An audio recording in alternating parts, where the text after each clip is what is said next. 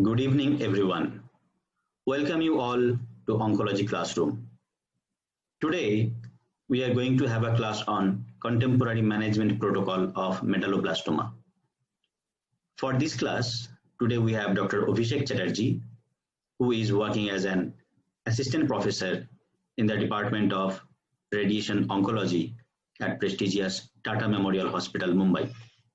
Dr. Chatterjee is quite a well-known and popular face at Oncology Classroom platform, who has been kind enough to take a couple of classes before. He is mainly interested in CNS tumors and part of the CNS disease management group at TMH Mumbai. Let us all welcome Dr. Abhishek Chatterjee. Thank you so much for being with us. May I now request you to take over the session and start your lecture. Thank you so much. Good evening. So as Dulda knows, I was never a particularly obedient junior. So as usual, I have changed the topic. So what I'm going to do is I'm going to address a few key issues in medulloblastoma because the topic per se is very diffuse and can really trouble students. So I have no conflicts of interest. These are the three areas of focus. We are going to talk about how to make some broad sense of molecular grouping. Can you please share your screen? I am sharing my screen. Am I not? No. 1 second.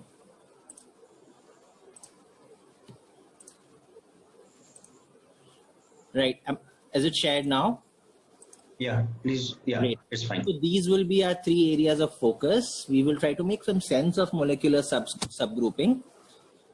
We will talk about risk stratification, its contemporary importance and management thereof. And we will get down to the unglamorous business of CSI planning, which saves more lives than any sort of molecular subgrouping on Earth. So, as we have evolved in the WHO 2016 classification, it has become mandated thereof for medulloblastoma to be classified as a molecular subgroup, because as we know, medulloblastoma is not one disease. Medulloblastoma is a spectrum of diseases. So broadly, we have these four molecular subgroups with small subdivisions. There is second generation subgrouping of these four broad groups, namely Wnt, sonic hedgehog and non-Wnt SHH. Wnt has been broken into 2, SHH has been broken into 4, group 3 and group 4. Some people have gone and made into 4 subgroups. Then somebody has taken all these together, group 3 and group 4, and made 7 subgroups. So in that soup, we will fish out what is important for us, because these 4 essentially are still the 4 broad molecular subgroups which make a difference to us and which we need to distinguish to a certain extent in our clinical practice. So simply, if we see Wnt or wingless medulloblastoma is a disease of small children and teenagers. You see it more in girls. Typically, I will talk about radiology in the next slide. And what is unique about Wnt is Wnt does very well. We expect all Wnts to survive with 5-year survival exceeding 95%. The histopathology increasingly becoming of lesser and lesser relevance is mainly classic. Very rarely we have a situation of a large cell anaplastic Wnt, which gives rise to a lot of consternation till we actually get our molecular subgroup in the clinic. Next, we have sonic hedgehog medulloblastoma, which is divided into 2 types, P53 wild and mutant. The P53 mutant is seen in younger children. The P53 wild type is seen in infants, what we typically historically used to call medulloblastoma with extensive nodularity or MBEN. They have an equal gender predilection and the survival can spread over a broad spectrum between TP53 mutant, which does quite badly, with a 5-year survival less than 40% and around 20% in most series. Now, very distinct from all these two is non-Wnt, non-SHH, what we call group 3, group 4 medulloblastoma. Group 3 again is a disease of, even though these have some features in common, they have very different prognostic outcomes. Group 3 is a disease of infants. Group 4, it is seen in children, lower incidence in infants and adults. Now, can I, excuse me? So, now what happens that gives a medulloblastoma an overall male predilection is this. Group 4 we see almost twofold in males, but in our experience we have seen almost an 8-fold preponderance also being reported in Western literature. Group 3 has typically a widespread predilection for widespread metastatic disease and can do very badly in many cases. Whereas group 4 is associated with oligometastatic presentation. Typically what we will see is a deposit in the sella, a non-enhancing deposit in the sella, isolated metastatic deposits and late relapses. But they tend to relatively do better. Now what really binds these together are the signatures, which typically are photoreceptor and neurotransmitter associated signatures, as opposed to the other two. Now the prognosis of these two subgroups is somewhat intermediate. Group 4 can go between 50 to 85%, and group 3 is usually less than 50%. Now this is important when we come to radiological signatures in the clinic. This work was done by our group, by Orcho as part of his thesis, and it's some pretty phenomenal work whereby we looked at radiological features on semantic interpretation of more than 100 MRIs, and we tried to correlate them with the molecular subgrouping. So these are classic examples. This is Wnt. What you will see is a midline vermian lesion with a predilection for moving towards the foramen of Luschka. It is superiorly located, homogeneously enhancing. And what is not apparent here is on the GRE or the gradient sequences, you will see hemorrhage. So if it bleeds, it's a Wnt. Panel B shows the typical adult SHS medulloblastoma, which is lateralized, superior, touching the tentorium. Also, you will see tumor-associated cysts. However, in infants, SHS-associated disease typically presents in the midline. So you can remember it like that. Then as we go from infancy to adulthood, the SHS starts in the midline and migrates to the lateral cerebellar hemisphere.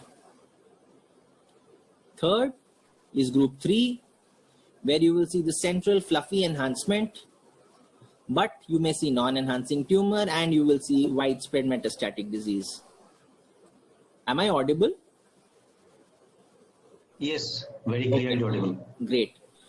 And lastly is group 4, typically an inferiorly located lesion. You might often see it squeezing out of the foramen magnum, and historically these were lesions which were interpreted with a differential of ependymomas in the past, even though they were clearly medulloblastoma, as any diffusion restricted MRI would show you.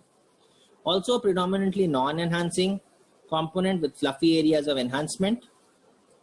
Now what we saw was semantic radiography allowed us to predict SHH and group 4 quite well, SHH very well actually, whereas Wnt and group 3 were areas in which we were lacking. Now there were 2 or 3 reasons. They tend to look similar, and the numbers of Wnt and group 3 are also less. So the lesser the eye is trained, the lesser we are able to interpret. Now we are currently incrementally adding on to this work by volumetric texture analysis, and we have some pretty interesting results which we will soon publish in the future.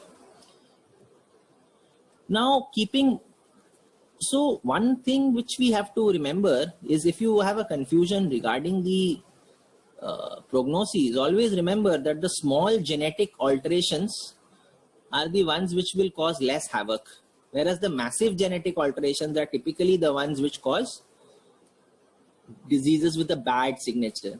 So when we look at Wnt, there will be a monosomy 6, there will be a CTNNB1 mutation, small genetic events. Whereas if we look at the worst 2 subsets of medulloblastoma, which is TP53 mutant and group 3, you have these large scale genomic destructive events. In TP53 mutant, medulloblastoma, you will have something called chromothripsis or chromosome shattering, where the entire genome shatters and is grouped together ad hoc, giving rise to widespread misalignment. Then you have something called promoter hijacking in group 3, more than group 4, whereas you have super enhancer genes being put alongside areas of cellular transcription, and again giving rise to aggressive disease.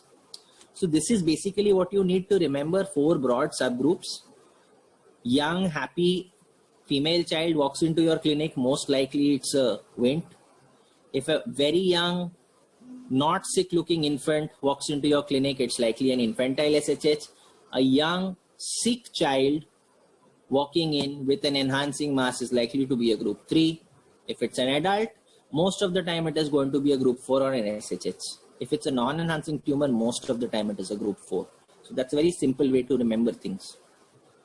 Now when we come to the risk stratification, what we have used for years and what still holds good today is this stratification which came out of the COG trials, where basically age, residual disease and neuraxial dissemination were 3 determinants. And it is very intuitive logic which has been used to gather these subgroups together, and like all or most intuitive things in life, it seems to perform pretty well.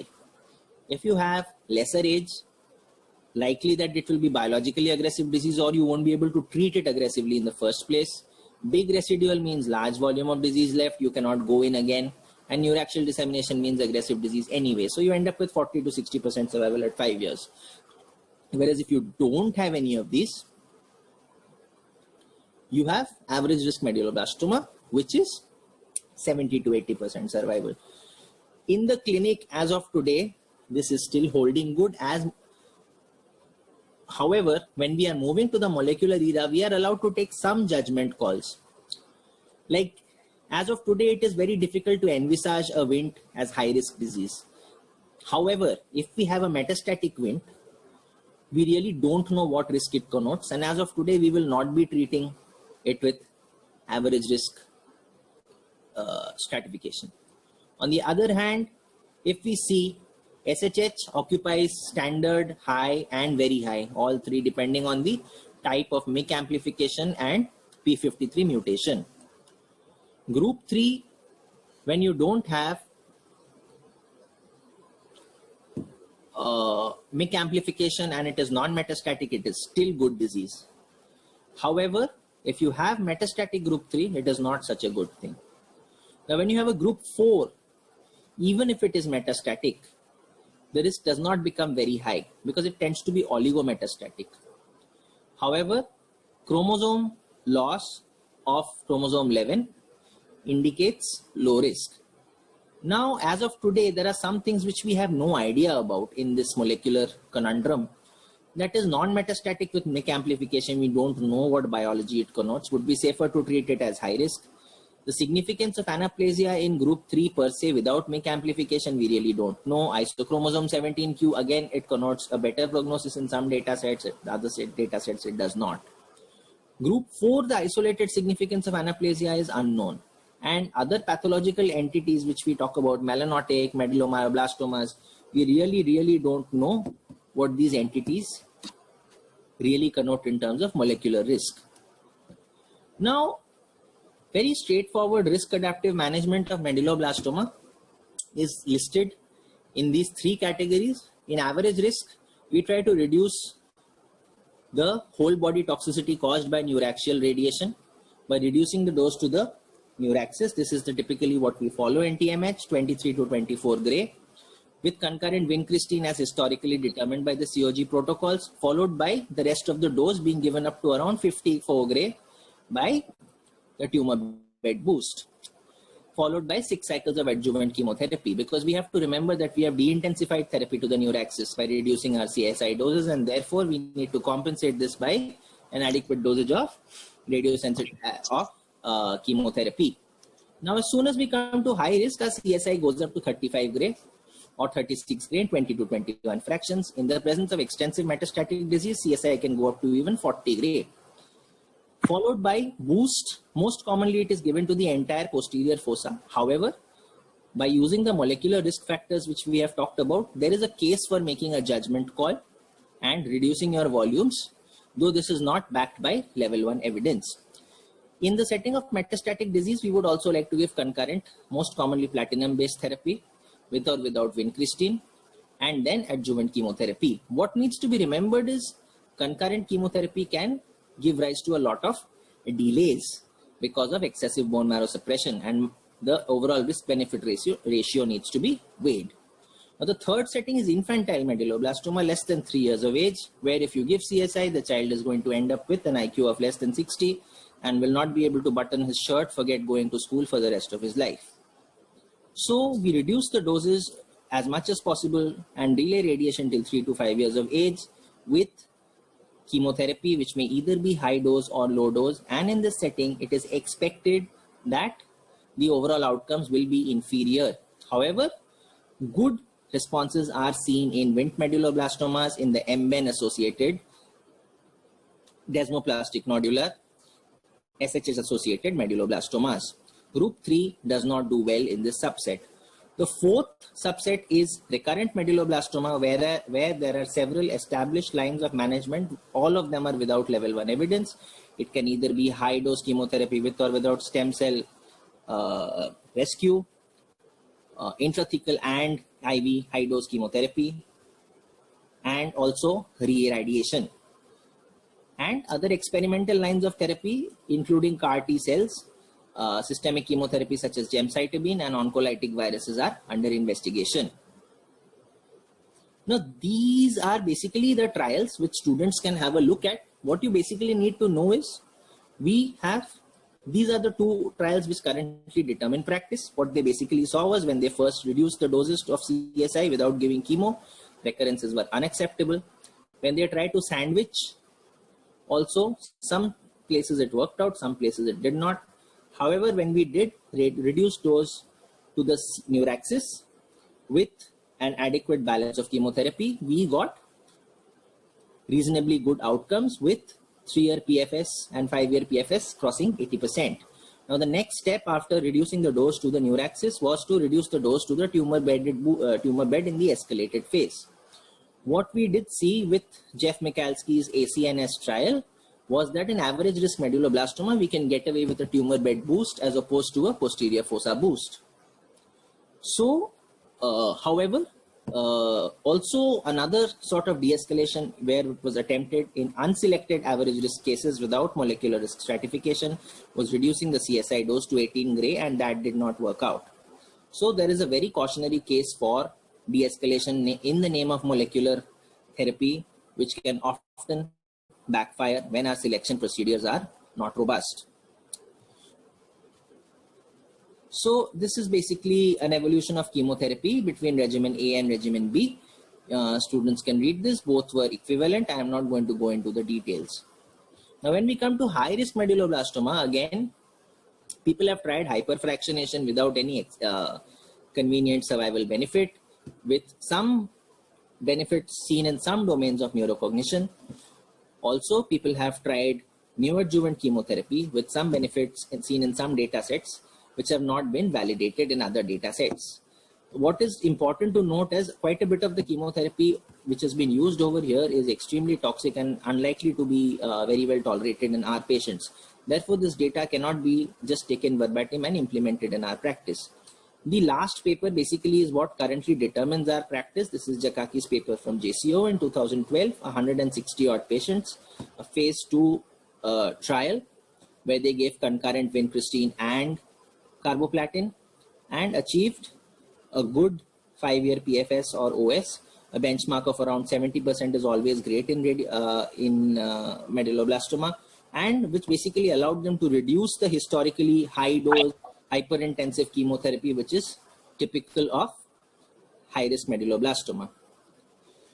We do not give the concurrent vincristine along with the carboplatin. We have reservations generally about vincristine because the penetration in the blood-brain barrier is not all that great. It is not that great a radiosensitizer. It is mainly being given right now because it is historical protocol, and we often choose to not give it in our average patients. Right now, I can say that in COVID times, we are avoiding concurrent chemotherapy as much as possible. Also, the benefit of concurrent chemotherapy in the high-risk setting is mainly restricted to the metastatic setting. If a disease is high risk by virtue of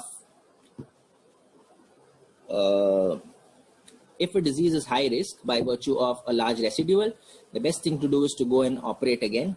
Though we do not know how this will affect ultimate prognosis and whether changing risk is going to, by this method of repeat surgery, is going to change our outcome. What we do, I have already talked about. Also, we always use a maximum safe resection strategy irrespective of the molecular subgroup. It is well known that from the initial data from the PSYOP that the extent of resection is primarily affecting the survival in group 4. However, this is the result of an isolated trial and does not mandate global changing of practice. Also, on the other hand, it needs to be remembered that Wnt and sonic hedgehog medulloblastoma patients tend to be prone for more neurodeficits, particularly cerebellar mutism syndrome in Wnt, which is associated with accelerated cognitive decline earlier. So aggressive resections in this subset also need to be balanced with safety overall. The overall process involves judgment and development of experience in the context of multidisciplinary practice. Now coming to CSI. So what I have chosen to discuss actually is plain old humdrum conventional CSI over here, which our students need to know. Basically, there are several approaches. What we follow over here is a mixed fixed field geometry.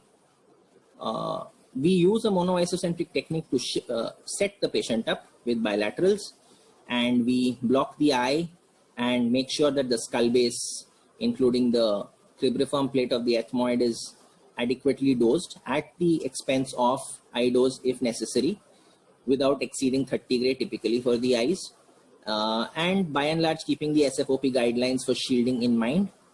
And with a 5 millimeter gap, what we typically do is design our plan in such a way that the translation typically happens only in one direction. If you can see, we go straight from -5 to -25, and if a third field is required, we will probably shift by another 14 to 15 centimeters, so that the couch moves only in one direction and it is easy for the technologist to set up. Typically, the reference point is placed at the middle of the point of intersection of the central axis. And for the spinal field, we typically place the reference point at the anterior border of the thecal sac. Typically, we do not prescribe deeper because that increases the exit doses. When we plan with such a geometry, what we typically see is underdosage for around 2 to 3 slices over here, and an underdosage of the cervical cord, which we accept routinely without any adverse consequences seen for most of our patients. We often get away with the fact that this is a highly radiosensitive disease. Also, so basically what we also do is we shift the junction caudally by 5 millimeters at every 7 fractions. IMRT CSI obviously is much more simple to execute. What we need to plan is basically reducing our doses. What we really look at, reducing our eye doses, reducing our kidney doses, reducing our lung doses, because these toxicities tend to come up much earlier. At this point in time, given our limitations, we are not able to minimize heart doses, thyroid doses to the same extent. Also, in certain special situations, like if you have a young lady who is desirous of conception, sometimes it may just be better to avoid overdosing, spraying the pelvis or the pelvic organs with a low dose bath, and instead going for plain simple old conventional radiotherapy. It works very well. It may seem unglamorous, but it's been doing the job for 100 years and it will probably continue to do the same. Now, what we typically do for our tumor bed boosts are IMRT we use arcs, and we put an anterior avoidance. Basically, how we plan it is we place it beyond the lacrimal. That's a good point to do so that you can avoid the dry eye in the child. And if you can see, most of the dose is pushed in from the side and the back. So doing this basically allows us to bring down the phase 2 doses in the region of the hippocampus and all, which is particularly of relevance in our average risk patients because they would have received only 24 gray. If you remember from Jalali sir's talk yesterday, we have around 6 or 7 extra gray to manipulate after that, and that is what we look at when we dose these patients. And typically it is the hippocampal tail which gets the high doses. So that's also something which we need to keep in mind. It would never be advisable to underdose the hippocampi at the cost of target coverage, because the patient will not be alive to enjoy the benefits of superior cognition if you do so.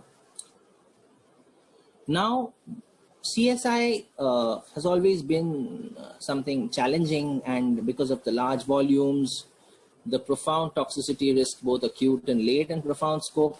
Therefore, for technological intervention, as we can see, electrons we never do, but it is reported. With photons, what we have is an exit dose. When we do IMRT, we can reduce the high doses, the high exit doses, but the body gets bathed in the low dose bath. Therefore, the next logical step which has been taken up, the protons are actually one of the main indications, have always been pediatric tumors, pediatric CNS tumors, and one of the most challenging things to do in proton therapy is actually to do a proton CSI. Therefore, you get these sharp dose fall-offs in these beautiful distal organ sparing pictures. And however, the benefits to the patient actually in terms of CNS toxicity may be not all that profound, because you have to remember at the end of the day, we are dosing the entire neuraxis. And this was pretty much vindicated by the recent phase 2 trial for protons, which actually showed mostly processing speed being the only domain being spared. However, the benefit to all these anterior structures in a young child of hardly giving them any dose as opposed to giving them large amounts of low to intermediate doses can hardly be overstated, particularly in favorable risk subgroups. Now, what are the toxicities? During surgery, our main worries are air embolism, hemorrhage, wound dehiscence, CSF leak, brainstem dysfunction, infection, and mutism. Acute toxicity, we have myelosuppression, emesis, both of which, so emesis really doesn't create too much of a problem. Myelosuppression does. One useful strategy to do in case of sustained myelosuppression is probably to keep your boost plan ready and start the child off on the boost while the marrow recovers, which is something which we do routinely in practice. Chemotherapy has its own problems of myelosuppression, ototoxicity, nephrotoxicity, neurotoxicity. The problematic challenge in medulloblastoma is taking care of late toxicity. Cognitive dysfunction is something which we may not be able to do much about.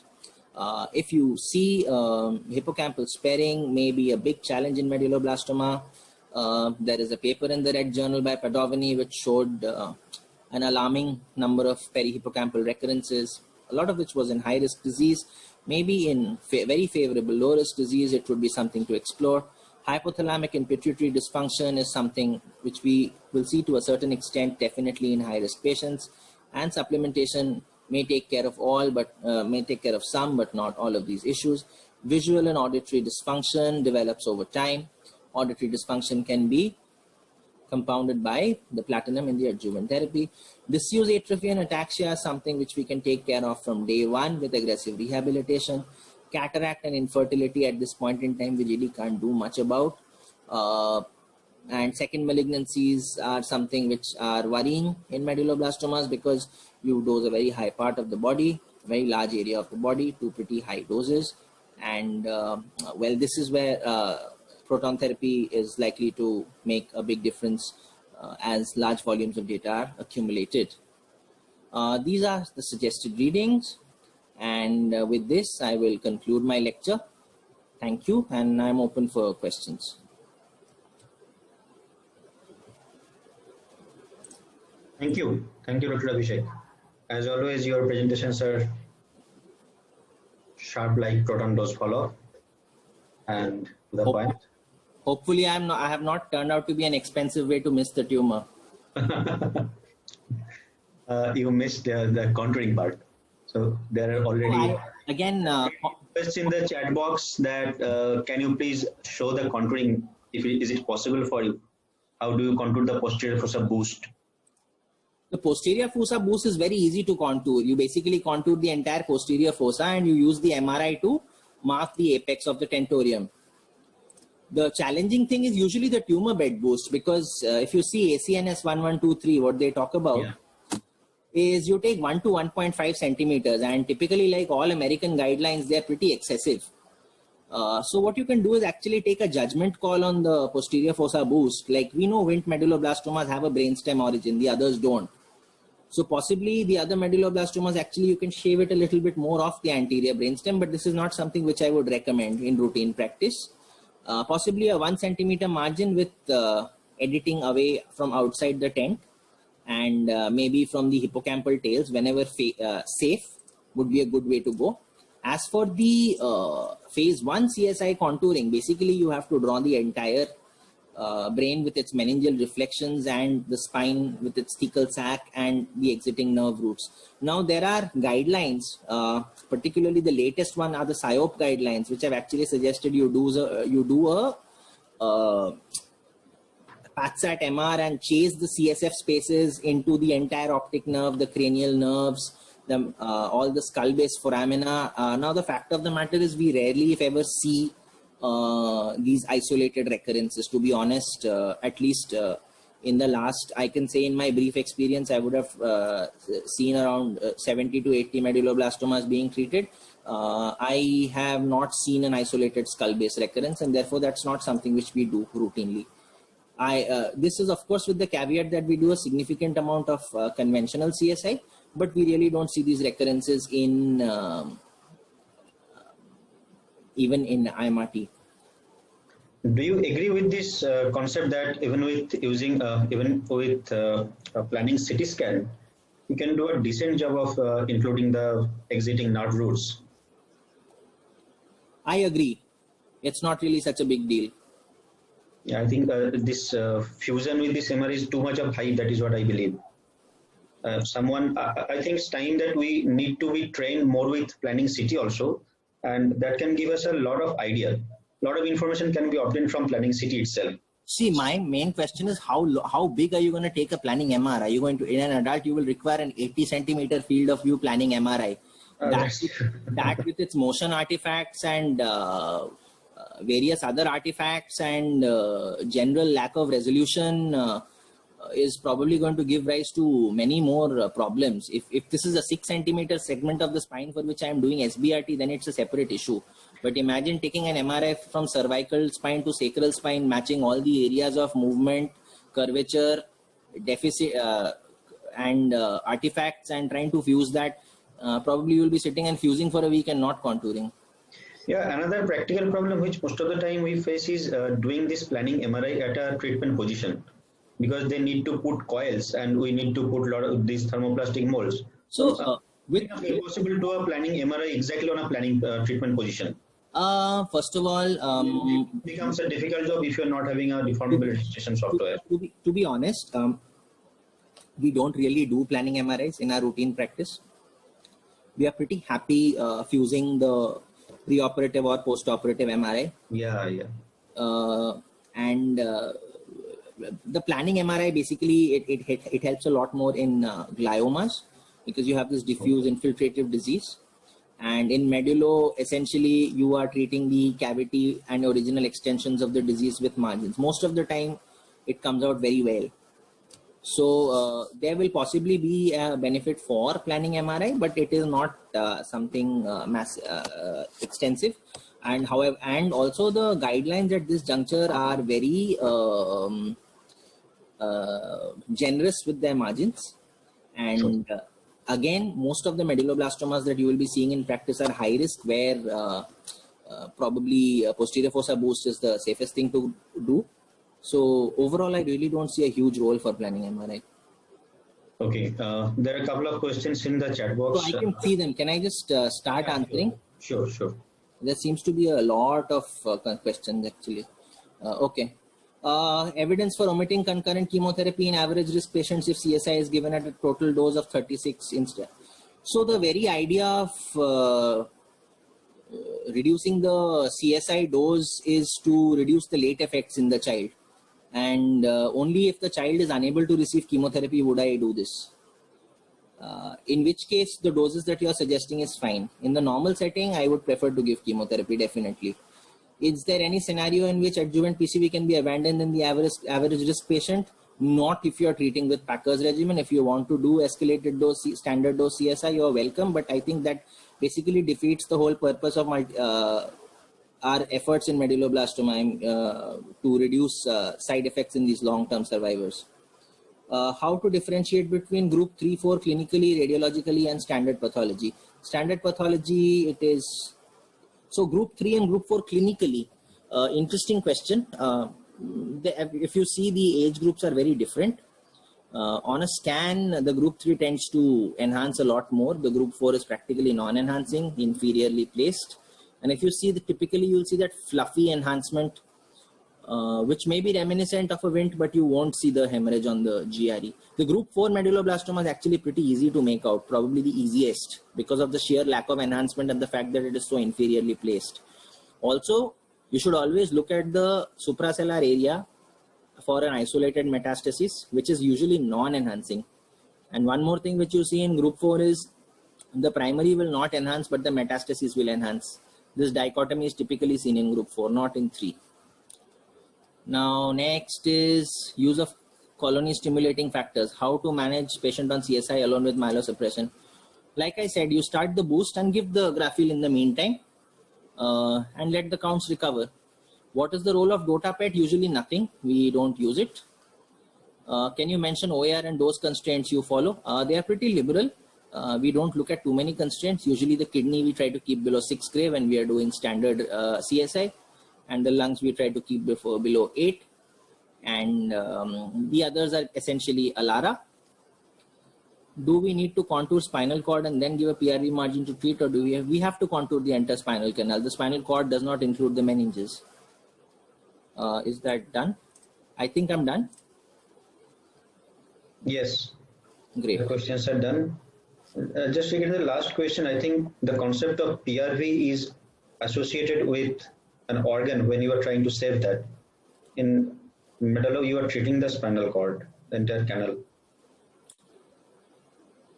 Yeah, and PRV essentially, I feel it's like it's something for physicists, not physicians. Yes. How do you manage isolated spinal recurrence? Now that depends on the time frame basically. If it is a very short DFI isolated spinal recurrence, it's bad biology. It's essentially when you call it a day. You can give local palliative radiotherapy for symptom alleviation. When you have good DFI or disease-free interval, and this isolated spinal recurrence usually typically happens in the setting of group 4 disease. Okay. Our experience is that we have done both CSI and unifocal. What you have to keep in mind is tolerance, and what we typically do is we give chemotherapy first for the isolated spinal recurrence, and if we have only isolated disease and the CSF is negative, we may treat with focal only, because you have to realize recurrent medulloblastoma is essentially extended palliation. In fact, recurrent medulloblastoma is hardly if ever curative, is the standard adage, but we have found good survival with 2, 3, and in the very rare case with even 4 courses of radiation in such patients. So it's something which needs to be discussed in a joint clinic and then decisions taken accordingly. Re-radiation CSI is something which I will not do very lightly, and what we typically do is hyperfractionate, where we go up to a very high dose if required, but that's what we do in very few patients. For isolate, if you see our paper, you will see that all scenarios have been addressed, and you will see accordingly it actually boils down to a molecular subgroup and your DFI. Last question, what factors should be taken to decide to give tumor bed boost or posterior fossa boost? As of now, in the average risk setting, it is posterior fossa boost. Sorry, average risk it is tumor bed boost, high risk it is posterior fossa boost. That is what evidence supports.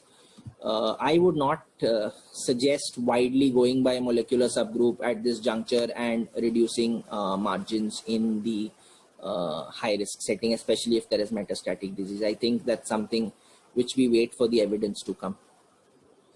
How to manage medulloblastoma with parieto-temporal lobe infiltration?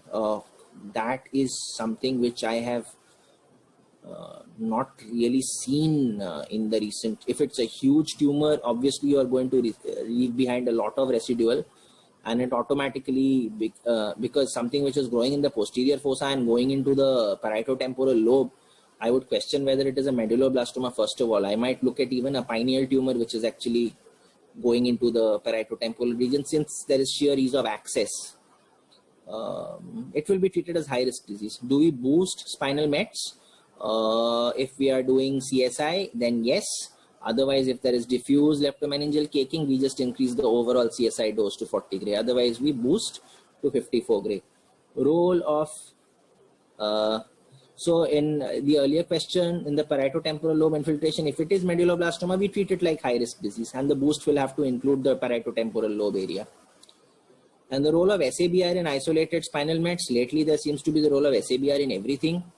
Now the thing is, SABR typically we do in radio-resistant tumors where there is a benefit for the extreme hypofractionation. These are radio-sensitive tumors. SABR has been done by some people. It is not standard. We don't do it. We are quite happy fractionating, first giving chemo and then fractionating and giving it. If in the near future, I can say that even if we have access to SABR, we will probably not do it. Because fractionated seems to work very well for us. Though there is data, I agree. And possibly it may actually help in the non-Wnt, non-SHH group also, but definitely not standard. Boosting spinal mets up to what dose? We go up to the same as the primary tumor. We cannot usually go up to that dose. So if we go up to 35 gray or 40 gray, maybe we can, if it is below the level of the cord, that makes our life easier. We can actually go up to 54 gray there. But if the cord is there, then you will have to stop at maybe at, you give 35, 36 CSI and then you add around 10.8 as boost. For recurrence after surgery, CSI plus chemo, resurgery or re-irradiation is preferred, and in which setting, please? This is not a question actually. This is something which it needs a, it is absolutely scenario based. Usually isolated recurrences are quite rare. So the role of surgery may be confined to only SHH medulloblastomas. Typically what we do always first, if it is resectable, if it's a large recurrence causing symptoms, yes, good to do surgery. But if it is not operable, or if it is diffuse leptomeningeal, what we usually always do is give chemo first, look at response, and then only go about CSI. Because the chemo acts as a very good method of biological triage and also takes care of the systemic disease. And we prefer to reserve the CSI for the end, because re-irradiation CSI is not something which we embark on very lightly. Also, one more thing is there, that what did I want to say? Yeah, I actually had something else to say which I've forgotten. I am sorry. Don't mind. Just put it in the group once you remember. I doubt I will remember. I think just give me a second. Let me just think as to what I was going to say, and then I'll get back. For recurrence after surgery, yes. Resurgery or re-irradiation is preferred, right? Okay, I just can't remember. I'm really sorry. Okay, no issue. I think it will come back to your mind and you can post it in the group. Definitely there is a role of intrathecal methotrexate. The German data is very compelling. Actually, if you see in the chemo avoidance approaches, the intrathecal methotrexate basically is what substitutes for the CSI. And regimens which leave out the intrathecal methotrexate automatically have a drop in the survival. Intrathecal methotrexate alone will not really achieve great survival outcomes, and it is quite resource intensive. Maybe it might not be worthwhile to do it without high dose chemotherapy. Concurrent chemo and low dose CSI, well, that is the standard. It is concurrent vincristine. The role of injection vincristine, I think this low dose CSI means this 18 gray. Perhaps she's willing to know. 18 gray CSI should not be done. It's as simple as that. Today there are trials investigating it. There is a St. Jude's trial going on. There is a PSYOP trial going on. There is a COG trial going on. We also have something in going on in Wnt medulloblastomas. If I would not recommend it, because there is no strong evidence to support it today. Maybe only in Wnt, but I would not recommend it. It is not evidence based as of now outside the trial setting. Right? Thank you. I think. Yeah, lots of questions. Almost done. Lots of questions. Thank you so much. We're done? Yeah, I guess we are done. Great. All right. Thank you so much. Thank you once again for a lovely presentation, and always we'll bother you once again. Have a great evening. Thank you so much. Have a good night, everyone. Good night. Good night, Abhishek. Thank you. Thank you. Thank you.